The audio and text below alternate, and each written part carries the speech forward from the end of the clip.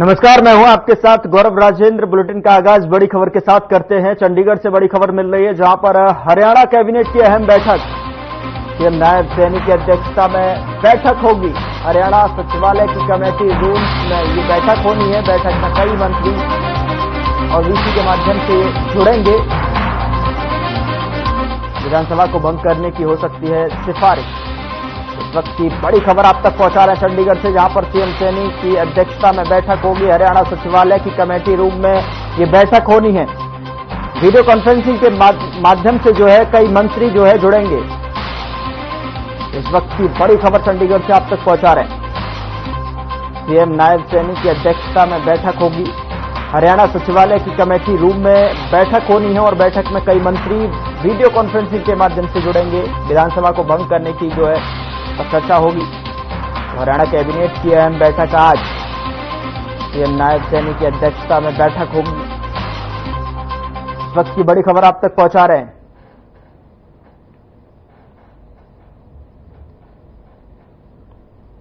तो हरियाणा के सीएम नायब सिंह सैनी की अध्यक्षता में बैठक होगी। कई मंत्री जो है इस बैठक में वीडियो कॉन्फ्रेंसिंग के जरिए जो है जुड़ेंगे। हरियाणा कैबिनेट की अहम बैठक है आज, उसको लेकर जो है हरियाणा कैबिनेट की बैठक में मुख्यमंत्री नायब सिंह सैनी की अध्यक्षता में ये बैठक होनी है। चंडीगढ़ से इस वक्त की बड़ी खबर आप तक पहुंचा रहे हैं।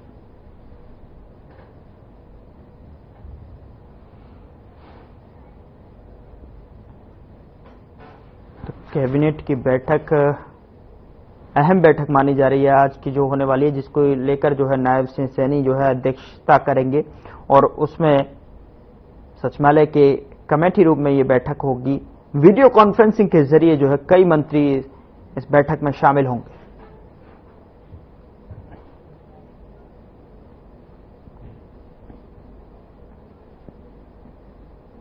तो बैठक में कई मंत्री जो है वीडियो कॉन्फ्रेंसिंग के जरिए जो है भाग लेंगे और बैठक में कई मंत्री जुड़ेंगे, जो कि विधानसभा को भंग करने की हो सकती है सिफारिश।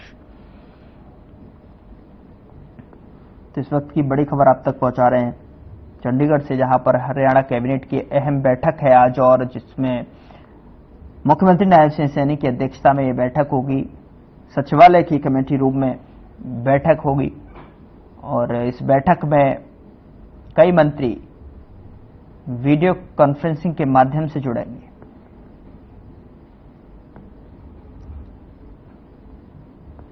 विधानसभा को भंग करने की सिफारिश भी हो सकती है।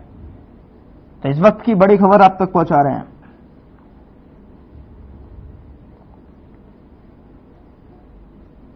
बैठक में कई मुद्दों को लेकर जो है चर्चा होगी और बैठक में मंत्री भी वीडियो कॉन्फ्रेंसिंग के जरिए जुड़ेंगे। आपको बता दें कि ये बैठक जो है हरियाणा में सचिवालय कमेटी रूम में होंगे।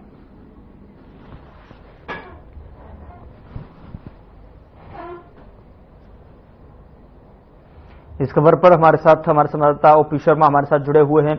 ओपी शर्मा, क्या कुछ जानकारी है, किस तरीके की आज जो है अहम बैठक है और बैठक में कौन कौन से मुद्दों पर चर्चा होगी? देखिए गौरव, आज की जो बैठक हरियाणा कैबिनेट की जो अनौपचारिक बैठक है, इस बैठक का कोई खास एजेंडा नहीं है और सरकार ना ही कोई एजेंडा लेकर आ सकती, क्योंकि आचार संहिता लगी हुई है। दरअसल हमारे देश का जो संविधान है उसके अनुसार 180 दिन के दौरान जो है दोबारा हरियाणा किसी भी हाउस की जो बैठक दोबारा बुलानी है, चाहे वो लोकसभा हो, राज्यसभा हो या फिर विधानसभा या विधान परिषद हो, तो 180 दिन का संविधान के अंदर एक प्रोविजन जो है प्रावधान दिया हुआ है और उसी की पूर्ति के लिए कहीं ना कहीं जो है आज हरियाणा कैबिनेट की अनौपचारिक बैठक होगी और सिविल सेक्रेटरीट के 4 नंबर फ्लोर के ऊपर बैठक होगी। इस बैठक में जो कैबिनेट मंत्री हैं हरियाणा सरकार के, वो सभी वीडियो कॉन्फ्रेंसिंग के जरिए जुड़ेंगे, क्योंकि बहुत सारे मंत्री हैं जो अपने अपने फील्ड में है। कई मंत्रियों ने तो आज अपना जो है नामांकन किया, जैसे हम कृषि मंत्री कंवरपाल गुर्जर की बात करें तो उन्होंने भी आज नामांकन किया। तो उम्मीद कम है कि ज्यादा शायद इसमें मंत्री जो है शामिल नहीं हो पाएंगे और उसके बाद जो है वो अगर वीडियो कॉन्फ्रेंसिंग के जरिए कैबिनेट होती है तो हम देख सकते हैं कि शायद कल हरियाणा सरकार की तरफ से राज्यपाल को जो विधानसभा हरियाणा विधानसभा है जिसकी जो अगली जो बैठक है वो 14 तारीख तक जो है वो बुलानी जरूरी है। तो ऐसे में उम्मीद की जा सकती है शायद कल हरियाणा कैबिनेट का एक विधानसभा को भंग करने का एक प्रस्ताव जो राज्यपाल को भेजा जाएगा और उम्मीद कर सकते हैं कि कल शाम तक जो हरियाणा की वर्तमान विधानसभा है वो भंग हो जाएगी। जी, जिस तरीके से आपने बताया कि ये चूंकि चुनावी माहौल है हरियाणा के अंदर और सभी जो मंत्री नेता और तमाम जो पदाधिकारी लोग जो हैं वो व्यस्तता के कारण जो है बाहर फील्ड में भी हो सकते हैं, तो ऐसे में क्या जो अध्यक्षता की अगर बात की जाए तो मुख्यमंत्री नायब सिंह सैनी खुद जो है इसकी अध्यक्षता करते नजर आएंगे? देखिए गौरव, कोई भी जब किसी भी स्टेट के अंदर कोई भी कैबिनेट बनती है तो उसमें मंत्रियों को प्रोटोकॉल के हिसाब से एक वरीयता दी जाती है। जरूरी नहीं है कि मुख्यमंत्री ही कैबिनेट बैठक की अध्यक्षता करें, उनके बाद जो जूनियर होते हैं वो अध्यक्षता कर सकते हैं। अगर वो दोनों मौजूद नहीं तो अगले इस तरीके से एक सीक्वेंस सीनियरिटी का होता है। और जाहिर सी बात है मुख्यमंत्री नायब सैनी जो वीडियो कॉन्फ्रेंसिंग के जरिए बाकी नेता भी जो है जुड़ेंगे। और जरूरी नहीं है कि कैबिनेट की बैठक हो, एक सर्कुलर कैबिनेट बैठक भी होती है जिसके तहत मुख्यमंत्री जो है वो कैबिनेट के अध्यक्ष होने के नाते एक प्रस्ताव जो है वो अपनी तरफ से जनरेट करके और कैबिनेट के जितने भी मंत्री होते हैं उन सभी के पास बारी बारी जो है भेज देते हैं। और अगर उसके ऊपर हस्ताक्षर कर दे तो जो सर्कुलर कैबिनेट है उसका भी एक फॉर्म हमारे देश में उपलब्ध है। हाँ, जाहिर सी बात है इस बैठक की अध्यक्षता जो है मुख्यमंत्री नायब सैनी भी करेंगे। जी बिल्कुल, शुक्रिया बहुत बहुत तमाम जानकारी साझा करने के लिए ओपी आपका। तो ओपी शर्मा हमारे साथ जुड़े हुए थे जो कि आपको जानकारी दे रहे थे कि किस तरीके से जो है अहम बैठक आज होनी है और इस बैठक की अध्यक्षता जो है आज हो सकता है कि जो मुख्यमंत्री नायब सिंह सैनी के अध्यक्षता में ये बैठक होगी। फिलहाल आगे बढ़ते हैं, अगली खबर का रुख करते हैं। प्रदेश भर में विधानसभा चुनाव को लेकर जो है सभी पार्टियों की तैयारी जारी है और इसी कड़ी में सीएम नायब सिंह सैनी रोहतक के कालानौर में बीजेपी प्रत्याशी रेणु डावला के नामांकन जनसभा में बतौर मुख्य अतिथि के रूप में पहुंचे। इस दौरान सीएम सैनी ने कांग्रेस पर जमकर निशाना साधा।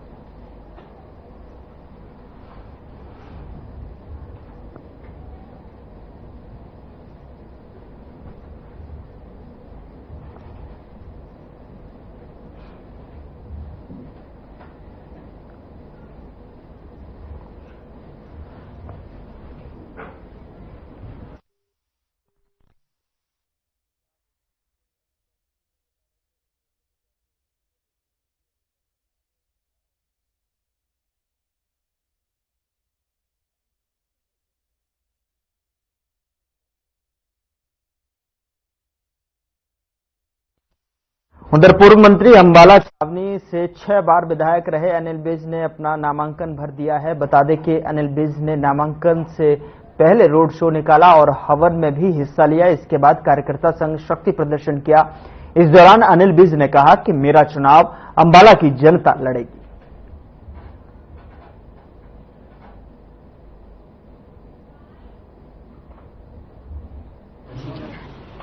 अंबाला छावनी की जनता बहुत समझदार और विवेक पूर्ण है।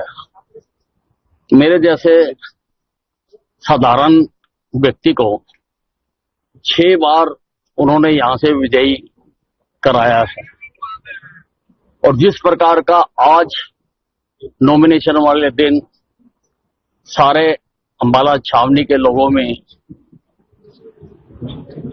उत्साह देखने को मिला है, उससे इस बार भी पहले से कहीं ज्यादा मतों से अंबाला की जनता विजयी करवाएगी। किसको कम्पिटिटर मान रहे हो अभी तक की कांग्रेस की लिस्ट से? अभी तक तो कोई आया ही नहीं। उधर नारनौद विधानसभा क्षेत्र से बीजेपी प्रत्याशी और पूर्व मंत्री कैप्टन अभिमन्यु ने एसडीएम कार्यालय में अपना नामांकन पत्र दाखिल किया। इस दौरान उनके साथ उनकी पत्नी और भाई मौजूद रहे। नामांकन के बाद नारनौद की अनाज मंडी में एक रैली आयोजित की गई। रैली में प्रदेश के मुख्यमंत्री नायब सैनी मुख्य अतिथि के रूप में पहुंचे। वहीं नारनौद से विधायक रामकुमार गौतम, हांसी से विधायक विनोद भयाना, भिवानी महेंद्रगढ़ से सांसद धर्मवीर सिंह और डिप्टी स्पीकर वीर जो है गंगवा सहित बीजेपी के नेता मौजूद रहे।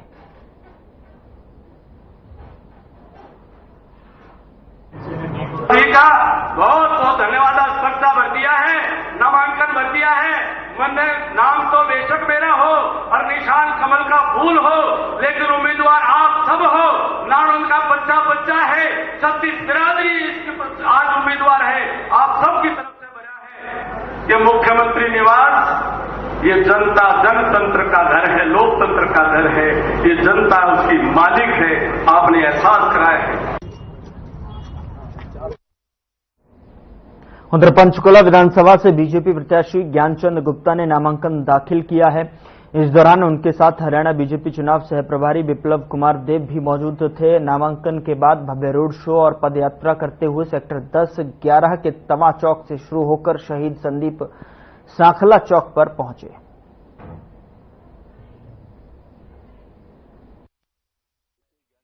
हमारे पार्टी के वरिष्ठ नेता है और बाल्यकाल से अपने परिवार के साथ रहे हैं और स्पीकर के नाते हरियाणा विधानसभा में बहुत ही सुचारू रूप से उनका जो कार्यकाल उन्होंने पूरा किया है और पंचकला की जनता ने उनको चुना है। और मैं आशा करता हूं नरेंद्र भाई मोदी जी के नेतृत्व में जिस विकास की धारा पूरे देश भर में चल रहा है, हरियाणा में भी नायब सिंह सैनी जी उसको आगे बढ़ा रहे हैं। एक सहज सरल और गरीब घर के इंसान हरियाणा के मुख्यमंत्री बने हैं और मैं आशा करता हूं पंचकुला की जनता नायब सिंह सैनी को सशक्त बनाने के लिए ज्ञानचंद गुप्ता जी को आशीर्वाद देके दोबारा हरियाणा विधानसभा में भेजेंगे।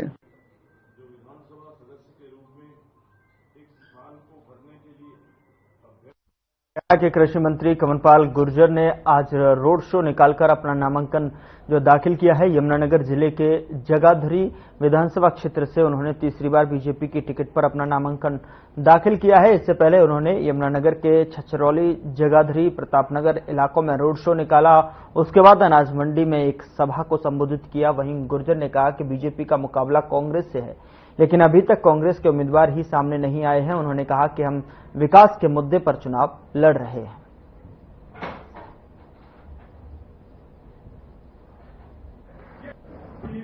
क्या विषय है, लेकिन अगर ऐसा किया तो गलत किया। कांग्रेसी सांसद देखिए, पूरी दुनिया मानती है कि भारत का लोकतंत्र सबसे मजबूत है। हाँ, अगर राहुल गांधी नहीं मानता तो बात दूसरी है।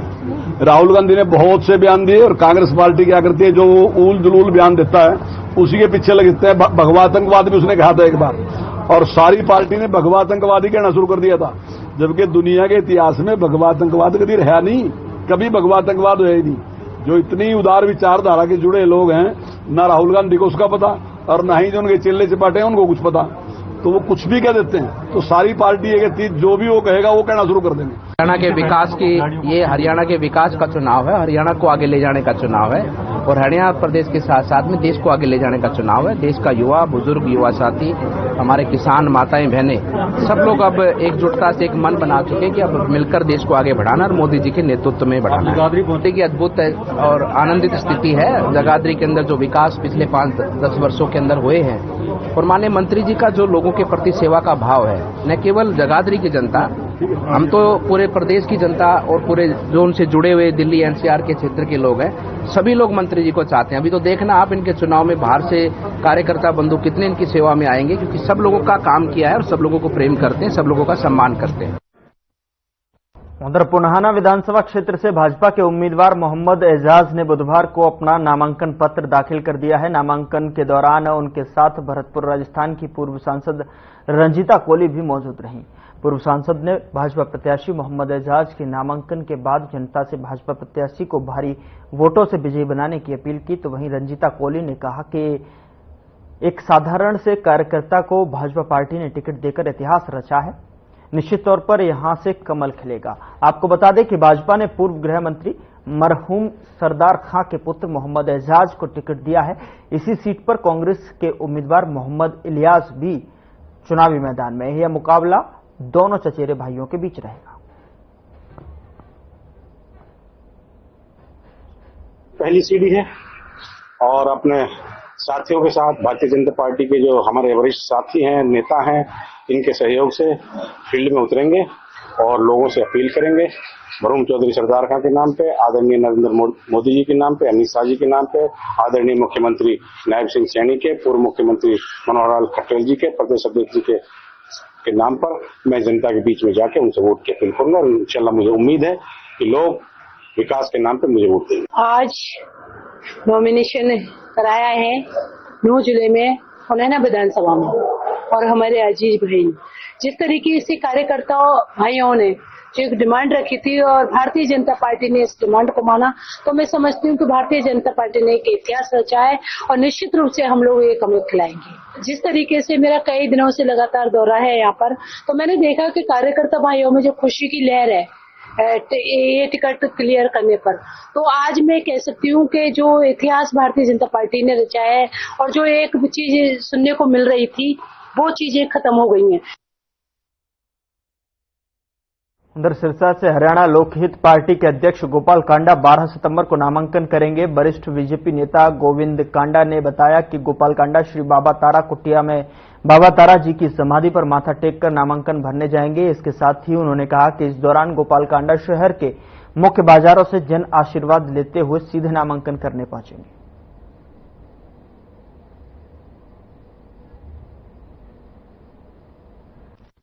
भाई गोपाल कांडा जी 12 तारीख को सुबह 9 बजे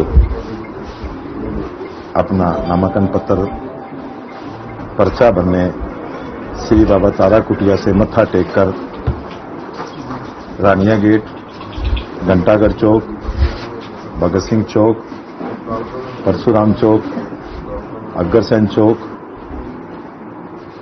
और बस स्टैंड से मोड़ते हुए बरनाला रोड पर से निकलकर एसडीएम ऑफिस पहुंचेंगे। और मैं मेरे सिरसा वासियों से, मेरे परिवार से प्रार्थना करता हूं कि वो ज्यादा से ज्यादा श्री बाबा तारा कुटिया में 9 बजे वहां पहुंचे।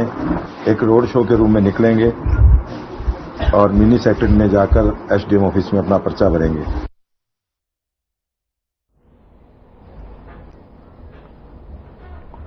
उधर बीजेपी नेता अशोक तंवर का बड़ा बयान सामने आया है। उन्होंने कहा कि केंद्र की भांति प्रदेश में बीजेपी की सरकार बनेगी। कालावली के पूर्व विधायक बलकौर सिंह को लेकर अशोक तंवर ने कहा कि लोकसभा में भी उनकी आत्मा कांग्रेस में चली गई थी, मात्र शरीर बीजेपी में था।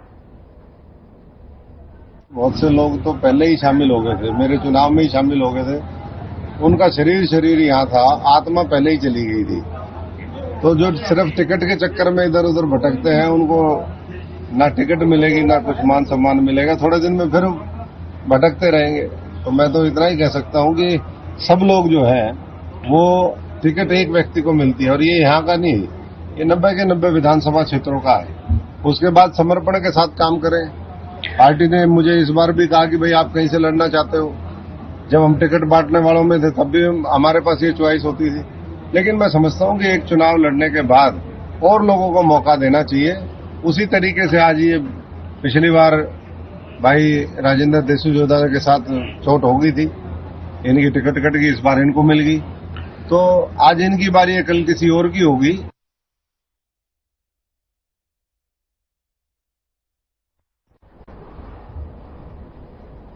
उधर यमुनानगर से बीजेपी के विधायक एवं उम्मीदवार घनश्याम दास अरोड़ा ने तीसरी बार चुनाव मैदान में आते हुए अपना नामांकन पत्र दाखिल किया है। वह यमुनानगर के विभिन्न इलाकों से निकाले गए रोड शो के बाद जिला सचिवालय पहुंचे, जहां उन्होंने अतिरिक्त उपायुक्त एवं रिटर्निंग ऑफिसर के यहां पर जो है अपना नामांकन दाखिल किया। घनश्याम दास अरोड़ा कल भी नामांकन दाखिल करने पहुंचे थे, लेकिन तकनीकी खामी के चलते वो अपना नामांकन दाखिल नहीं कर सके थे। इस अवसर पर मीडिया से बातचीत करते हुए घनश्याम दास अरोड़ा ने कहा कि वह विकास के मुद्दे पर चुनाव लड़ रहे हैं, वह बाकी जो है प्रत्याशियों को भी कमजोर नहीं समझ रहे हैं। उन्होंने कहा कि बीजेपी कार्यकर्ताओं के सहारे चुनाव लड़ती है, जो भी नाराज होता है उसे समय आने पर नाराजगी दूर कर ली जाती है और कार्यकर्ता ही मिलकर चुनाव लड़ते हैं।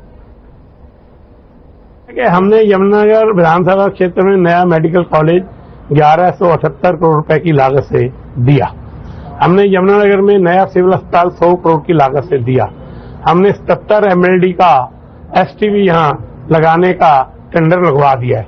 हमने बाडी मायरा जाने वाले पुल को 4 लेनिंग किया। हमने खजूरी रोड का कायाकल्प किया। हमने पार्कों में जिम और झूले लगवाए, उनका सौंदर्यीकरण किया। हमने 24 घंटे बिजली दी। खबर बरवाला से है, जहां पर गांव श्याम सुख में बीजेपी प्रत्याशी अनूप धानक का विरोध हुआ है। बता दें कि 2019 में जननायक जनता पार्टी की सीट पर अनूप धानक विधायक बने थे। अनूप धानक कुछ दिन पहले ही भारतीय जनता पार्टी में शामिल हुए हैं। ग्रामीणों ने विकास और किसान आंदोलन को लेकर अनूप धानक से तीखे सवाल पूछे। क्या कौन गई? तो मेरा छोरो 1 मिनट में मैं दूं या आप दो? हाँ नहीं दूसरा लियो। वोट दिया मैं खूब खुला को 1 मिनट खुला जिता के भेजियो। आपने हमारा डिग्गी काम आज तक 10 साल के अंदर नहीं करवाया।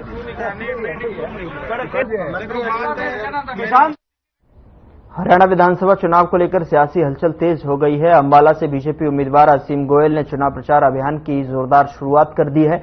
गांव और शहर के अलग अलग हिस्सों में ढोल नगाड़ों और पुष्प वर्षा के साथ में उनका भव्य स्वागत किया जा रहा है। इस दौरान असीम गोयल ने जनता से चुनाव में बीजेपी को वोट देने की अपील करते हुए कहा कि उनके समर्थन से विकास कार्यों की गति और तेज होगी। उन्होंने कहा कि भाजपा सरकार ने पिछले 5 सालों में हर वर्ग के लिए काम किया है और आने वाले समय में वे और अधिक विकास योजनाओं पर काम करेंगे।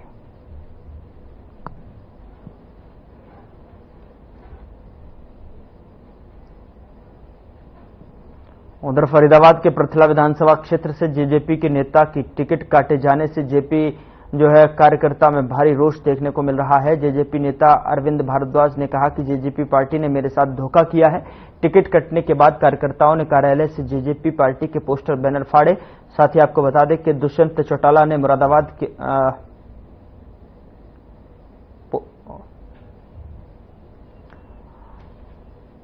तो पार्टी ने धोखा दिया है, ये कहकर समर्थन में लोगों ने जेजेपी के खिलाफ रोष प्रदर्शन करते हुए यहां पर नारे लगाते हुए दिखाई दिए।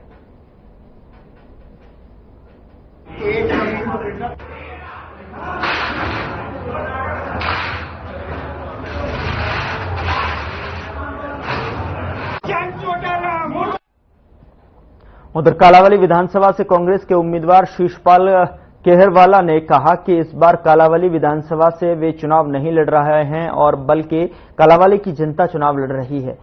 उन्होंने कहा कि सुबह कालावली हल्का में रोड शो निकाला जाएगा, उसके बाद दोपहर कांग्रेस की वरिष्ठ नेत्री और सिरसा की सांसद कुमारी शैलजा की अगुवाई में नामांकन किया जाएगा, फिर चुनावी कार्यालय का शुभारंभ किया जाएगा। केहरवाला देर सायं कालावली में आम आदमी पार्टी और अन्य पार्टियों से अलविदा कहकर आए लोगों को कांग्रेस में शामिल करने पहुंचे थे। उन्होंने कहा कि हल्का में हर रोज बड़ी बड़ी ज्वाइनिंग हो रही है और इस बार लग रहा है कि उनकी जीत का जो मार्जिन है प्रदेश में सबसे अधिक होगा।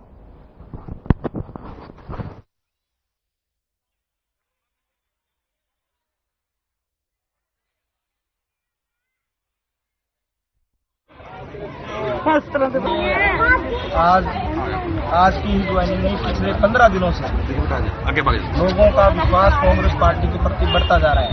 हर गांव में, शहर में अन्य पार्टियां छोड़कर कांग्रेस पार्टी में शामिल होने का सिलसिला जारी है और आज भी इस कड़ी के अंदर तमाम साथी जुड़े और इससे पहले गांव में भी प्रोग्राम रहते हैं। कांग्रेस पार्टी के प्रति जो सोच है वो लोगों की अच्छी है और उन्होंने मन बना लिया कि यहाँ से भारतीय जनता पार्टी की विदाई करनी है और कांग्रेस पार्टी की सरकार लानी है और सरकार के अंदर यहाँ से अपना विधायक बनाकर कालावली को मजबूत करना।